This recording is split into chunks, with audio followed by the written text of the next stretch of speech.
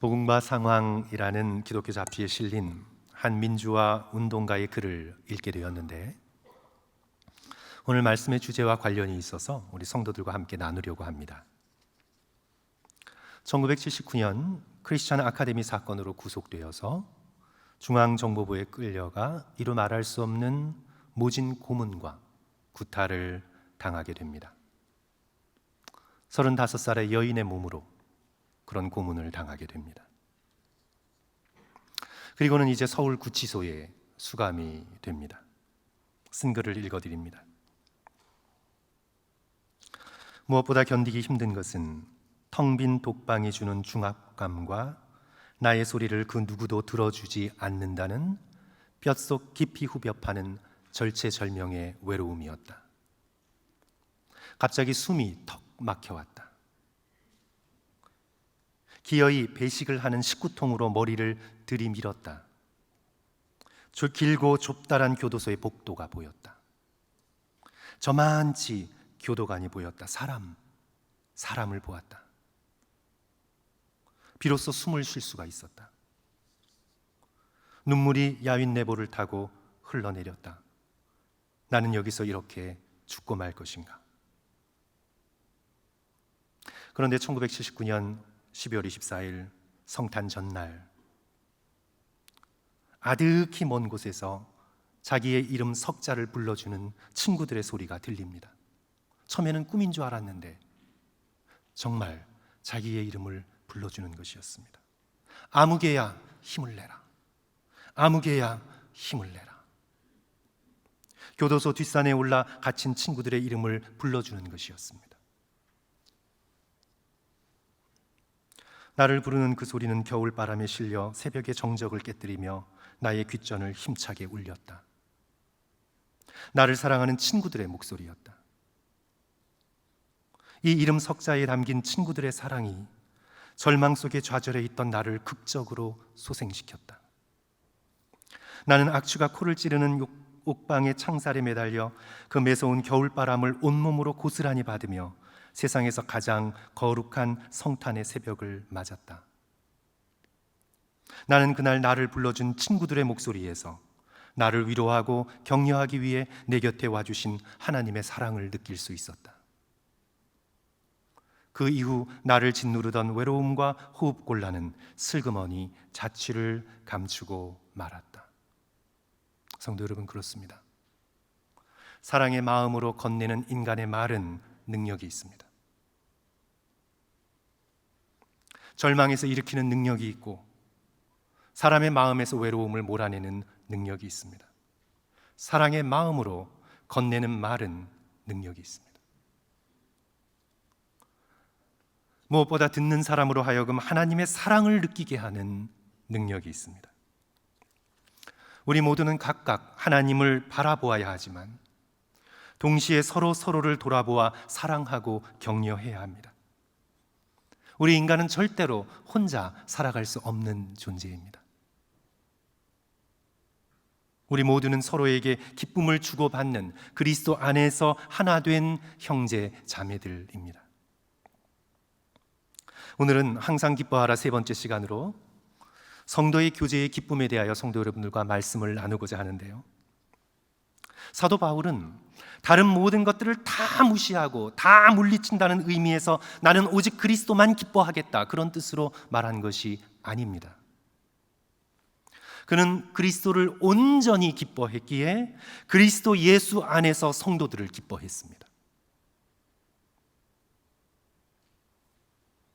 우리는 하나님만 사랑하고 그리스도께만 충성한다는 명목으로 사람에게 무관심하고 분칠전하며 사람을 멀리하는 잘못된 형태의 경건을 종종 보아왔습니다.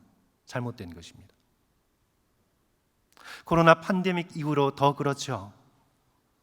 신앙생활을 하나님과 나와의 관계로만 좁게 한정하고 교회에 얼마든지 나올 수 있는 형편임에도 불구하고 온라인으로만 하나님과만 예배드리고 성도들과의 섬김과 교제와 나눔을 멀리하는 경향이 이제 점점 굳어져 가고 있습니다. 사도 바울은 그러지 않았습니다. 그는 그리스도를 기뻐했기에 성도들을 기뻐했습니다. 빌립보서 전체에 나오는 사도 바울의 고백을 성도 여러분 한번 들어보십시오. 1장 3절과 4절, 내가 너희를 생각할 때마다 나의 하나님께 감사하며. 사도 바울은 하나님만, 그리스도만 생각하지 않았습니다. 하나님을, 그리스도를 생각했기에 그리스도 안에서 믿음의 백성들을 생각했습니다. 교인들을 생각했습니다. 내가 너희를 생각할 때마다 나의 하나님께 감사의 마음이 있구나. 4절, 간구할 때마다 너희 무리를 위하여 기쁨으로 항상 간구함은. 빌립보 교인들을 생각하고 간구할 때마다 마음속에 넘치는 기쁨이 있었습니다. 8절도 보시면, 내가 예수 그리스도의 심장으로 너희 무리를 얼마나 사모하는지 하나님이 내 증인이시라. 사도 바울은 그리스도만 사모하지 않았습니다. 그리스도를 사모했기에 그리스도 안에 있는 성도들을 간절히 사모했습니다.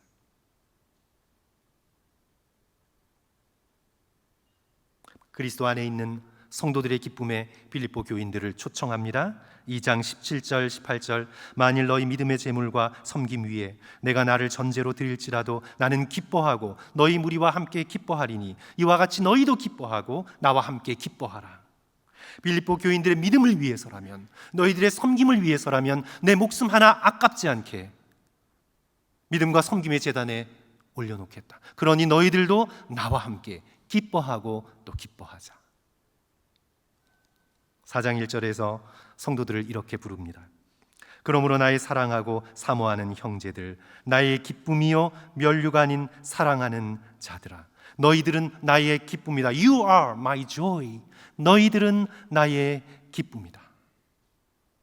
사랑하는 성도 여러분, 우리도 서로 우리 바라보시면서 인사할까요? 당신은 나의 기쁨입니다. 함께 인사하십시오. 당신은 나의 기쁨입니다. 감사합니다. 당신은 나의 기쁨입니다. 성도 여러분, 인사하십시오. You are my joy. 오늘 본문에서도요, 사도 바울이 간절히 바라고 있는 것은 성도들의 교제입니다. 사도 바울은 지금 감옥에 있습니다. 그곳에서도 그는 빌립보 교인들의 소식을 듣기를 원했습니다. 원래는 디모데를 보내려 했는데 대신 에바브로디도를 보냅니다. 19절, 내가 디모데를 속히 너희에게 보내기를 주 안에서 바람은 너희의 사정을 알므로 안위를 받으려 함이니. 빌립보 교인들의 사정을 알고 싶었습니다. 그들의 소식을 듣고 싶었습니다. 그들에게 위로받고 싶었습니다. 그들이 믿음 생활 잘 하는지 알고 싶었습니다. 성도의 교제이죠. 여의치 않자 대신 에바브로디도를 보내려 합니다. 하지만 무슨 일이 있었습니까? 그가 병들었습니다. 그가 병들어 가지 못하게 되었습니다. 에바브로디도의 입장에서는 내가 어차피 대타였을 텐데 잘 됐네. 내가 가는 것보다 잘 됐다. 그는 그렇게 하지 않았습니다. 에바브로디도도 빌립보 교인들을 향한 간절한 사모함이 있었습니다. 26절, 그가 너희 무리를 간절히 사모하고 자기가 병든 것을 너희가 들은 줄 알고 심히 근심한지라. 에바브로디도의 병이 중했습니다. 사도 바울도 죽는 줄 알았습니다. 그러나 하나님께서 극적으로 살려주셨습니다. 그리하여 그를 다시 빌립보로 급하게 보내면서 너희들이 에바브로디도로 인해 성도의 교제의 기쁨을 더 풍성하게 누릴 것이라고 쓰고 있죠. 28절, 그러므로 내가 더욱 급히 그를 보낸 것은 너희로 그를 다시 보고 기뻐하게 하며 내 근심도 덜려 함이니라. 그러니 에바브로디도를 주저함이나 인색함이 아니라 큰 기쁨과 환영하는 마음으로 맞아달라고 빌립보 교인들에게 부탁하고 있습니다. 29절 다 같이 읽을까요, 성도 여러분? 29절, 이러므로 같이 읽습니다. 시작. 이러므로 너희가 주 안에서 모든 기쁨으로 그를 영접하고 또 이와 같은 자들을 존귀히 여기라. 그가 너희의 교회 문을 두드릴 때, 그 당시의 교회는 가정교회였으니까 너희들의 집 문을 두드릴 때 너의 모든 기쁨으로 그를 맞이하고 이와 같은 자들을 존귀하게 여겨달라고, 성도의 기쁨 가운데 그를 맞아달라고 부탁하고 있는 거죠. 오늘 저와 여러분이 함께 읽은 말씀은 사도 바울, 에바브로디도 그리고 빌립보 교인들 사이에 있는 성도의 교제의 기쁨을 증거하고 있습니다. 그러므로 성도 여러분, 우리도 함께 신앙생활하고 있는 우리의 성도들을 사랑하고 귀하게 여기고 기뻐합시다. 그렇게 합시다. 우리가 나 자신만을 위해 살면요, 진정한 기쁨을 누리지 못합니다. 나의 쾌락, 나의 순간적인 기쁨을 위해서 나 자신만에게 이렇게 내 자신이라는 껍질 속에 둘러싸여서 인생을 살면요, 참된 기쁨을 누릴 수가 없어요. 참된 기쁨은 어디서 오냐 하면 자신을 초월할 때, 자신을 넘어설 때 오는 거예요. 자신의 삶의 경계가 넓어질 때 오는 거예요. 자신의 삶의 경계가 좁아져 나만 살겠다고 하는 때 오는 것이 아니라 자신의 삶의 경계를 넓혀서 이런저런 경험도 하고 사람들도 받아들이고 그 속에서 상처도 받으면서 점점점 사람을 품고 세상을 품어가며 경계가 넓어질 때 기쁨이 들어오는 거예요. 자신의 이기심에 갇혀 자기만을 위해 사는 사람은 참된 기쁨을 누릴 수도 없고, 또 특별히 죽음 앞에서 죽음을 뛰어넘는 마음의 평안도 누리지 못합니다. 자신만을 위해 살았는데 이제 그런 자아가 소멸하려고 하는 순간 어디서 의미를 찾을 수 있겠습니까? 나 자신만을 위해 사는 사람은 죽음 앞에서 평안을 누리지 못합니다. 소설 까라마조프신의 형제들에서 도스토예브스키가 한 나이 든 여인의 이야기를 들려줍니다. 노인의 이야기를 들려줍니다. 이분은 죽음이 너무나 두려워서 남은 인생을 불안과 공포 속에서 지내고 있는데 이제 영적으로 뛰어난 조시마 장로에게 와서 조언을 구하게 돼요. 어떻게 죽음의 공포에서 놓여날 수 있나? 어떻게 사후세계 영생의 확신을 가지고 죽음을 맞이할 수 있나? 그렇게 조시마 장로에게 물어요. 대답하지요. 그가 대답합니다. 이웃을 실천적으로 끊임없이 사랑하려고 노력하십시오. 작은 행동이라도 이웃에게 관심을 가지고 자신을 넘어 이웃을 끊임없이 사랑하려고 노력하십시오. 그 사랑이 성공을 거두게 되면 하나님의 존재도 자기 영혼의 불멸도 확신하게 될 것입니다. 이웃에 대한 사랑이 자기 희생의 단계까지 이르면 그때는 틀림없이 확신을 얻게 될 것이고 어떤 의욕도 당신의 영혼에 찾아들지 못하게 될 것입니다.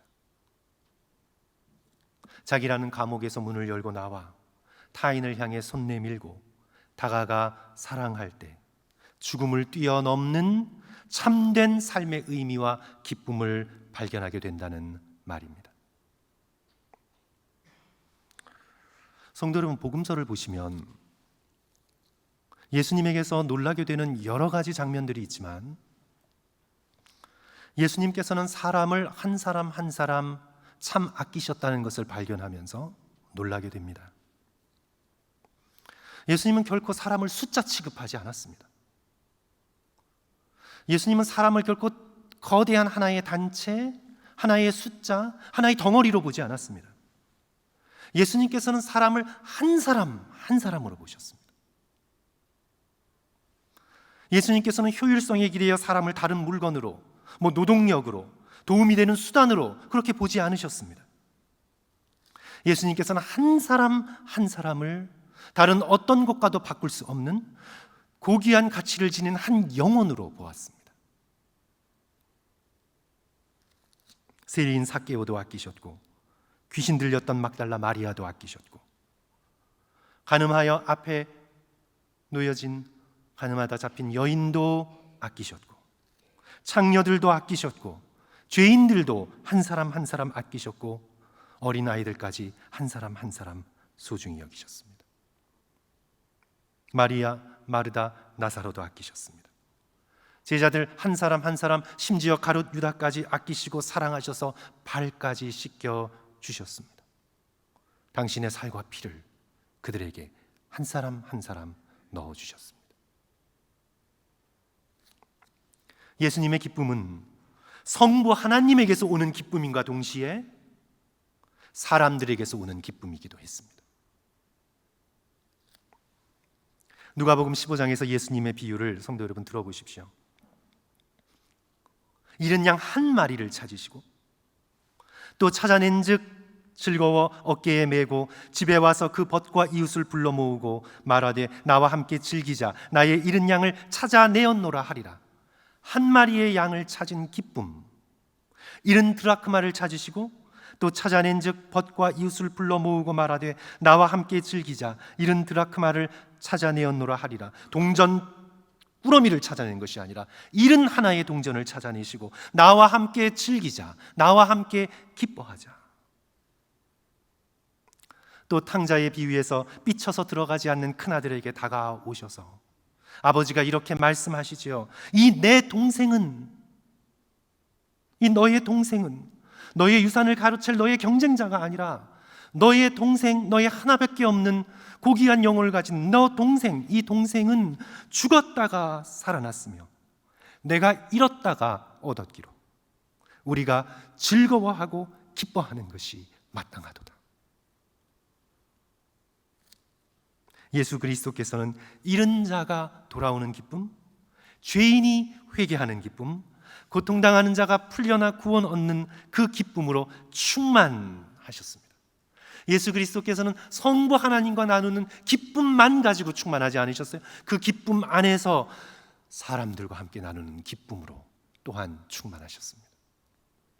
그러므로 사랑하는 성도 여러분, 우리도 사람을 아낄 수 있는 저와 여러분 되었으면 좋겠습니다. 함께 신앙생활하는 성도들을 특별히 기뻐할 수 있는 저와 여러분이 되었으면 좋겠습니다. 날마다 성도의 교제를 사모할 수 있기를 주님의 이름으로 간절히 축원합니다.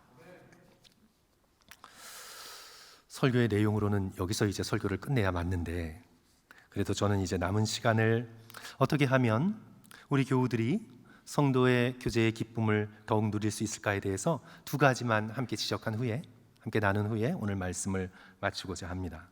실천적으로요, 성도 여러분, 좀 잔소리같이 들릴 것 같지만 이해하시고 우리 두 가지를 좀 잘 들어주시고 실천할 수 있었으면 좋겠습니다.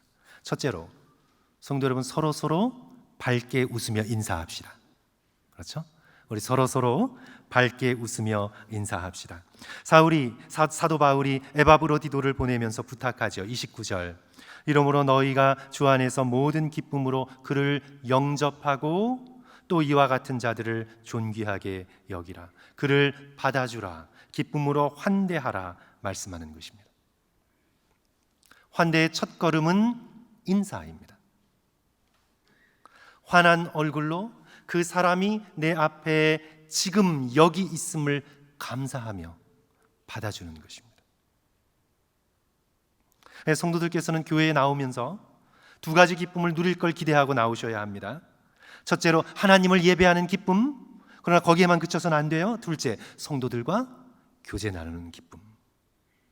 그래서 토요일쯤 되면 보고 싶은 교우들의 얼굴이 눈앞에 아른아른 거려야 돼요. 그러면 성도 여러분, 여러분의 믿음의 수준은 상당히 높게 올라온 것입니다. 하나님과 예배드리는 기쁨과 함께 교회에서 성도들의 얼굴을 볼 기쁨이 토요일에 슬금슬금 올라온다면 여러분은 신앙생활 잘하고 계시는 거예요. 사랑하는 성도 여러분, 우리 모두 서로 인사합시다. 밝게 인사합시다. 아니, 이렇게 살아계셔서 감사하다고, 이렇게 함께 하나님을 예배하는 자리에 나올 수 있어서 감격스럽다고 서로를 귀하게 여기며 기뻐할 수 있었으면 좋겠습니다. 저는 기독교 철학자 달라스 윌라드의 강의를 온라인으로 들으면서 그분이 예수님에 대해 말씀하는 이 부분을 저는 잊을 수가 없습니다. 온라인이지만 그 감동과 감격을 저는 잊을 수가 없습니다. 예수님의 식탁에 하나님의 아들의 식탁에, 랍비로 존경받는 자의 식탁에, 선지자요 기적을 일으키는 자로 수많은 사람들이 따라다니는 그 식탁에, 그 예수님의 식탁에 세리들, 창녀들, 죄인들이 와서 식사를 나누었습니다. 놀랍습니다, 성도 여러분. 예수님은 바리새인들에게 세리와 죄인들의 친구라는 비꼬는 별명을 들으셨습니다. 성도 여러분, 한번 생각해 봅시다. 한번 상상해 봅시다. 그려 봅시다. 도대체 예수님께서 어떤 표정을 하고 계셨길래 세리와 죄인들과 창녀들이 아무 거리낌 없이 그 식탁에 앉을 수 있었을까요? 예수님의 눈길, 그들을 바라보는 예수님의 표정, 그들에게 건네는 예수님의 말투, 예수님의 몸짓, 예수님에게서 풍기는 분위기가 어땠길래, 도대체 예수님이 어떤 모습을 하고 계셨길래 저들 같은 죄인이 주님의 식탁 앞에 아무 주저함 없이 모여 들을 수 있었을까요? 놀랍죠? 성도 여러분, 본받고 싶지 않으세요? 저는 정말 본받고 싶어요. 저의 냉정함과 차가움을 회개하고 주님의 이 마음을 본받고 싶어요. 날카로운 표정, 외면하는 눈길, 판단하는 듯한 모습, 의심하는 태도, 밀쳐낼 듯하다는 경계심이 아니라 내 앞에 다가온 사람에게 그 사람이 누구이든 따뜻한 마음을 품고, 긍휼의 마음을 품고, 불쌍히 여기는 마음을 품고 내 앞에 있는 한 사람 한 사람을 귀하게 여기고 환영하고 기뻐해 주시는 예수 그리스도의 마음. 사랑하는 성도 여러분, 우리 모두 그 마음을 품고 교회로 나왔으면 좋겠습니다. 우리 모두 그 마음을 간직하고 교회로 나왔으면 좋겠습니다. 하나님께서는 성도들이 서로를 아끼고 서로를 사랑하고 서로를 환영하며 서로를 귀하게 여기시는 모습을 보면서 영광 받으십니다. 우리 하나님은 하늘 아버지시기에 어느 부모가 다 그렇죠. 어느 부모가 다 그렇죠. 자녀들이 모여 서로를 사랑하고 용서하고 화해하고 아끼고 소중히 여기는 모습을 보며 기뻐하듯이 우리 하늘 아버지 하나님께서도 성도들이 서로 기뻐하는 모습을 통해 영광 받으십니다. 다시 한번 우리 모두 따뜻한 마음으로 서로 밝게 기쁘게 인사하며 환영하는 우리 나성하님 교회 교우들 되시기를 주님의 이름으로 간절히 축원합니다. 둘째로요, 좀 또 잔소리같이 들릴 텐데 이해하시고요, 교회에서 어떤 섬김을 하시든지 기쁨을 빼앗기지 않도록 노력하시고 기쁨으로 섬기도록 주님 앞에 나와 기도할 수 있는 우리가 되었으면 좋겠습니다. 30절 말씀 성도 여러분 다 같이 읽습니다. 그가 그리스도의 일을 위하여, 오늘 30절 시작. 그가 그리스도의 일을 위하여 죽기에 이르러도 자기 목숨을 돌보지 아니한 것은 나를 섬기는 너희의 일에 부족함을 채우려 함이니라. 아멘. 에바브로디도는 자기 목숨을 내려놓을 정도로 기꺼이 섬겼습니다.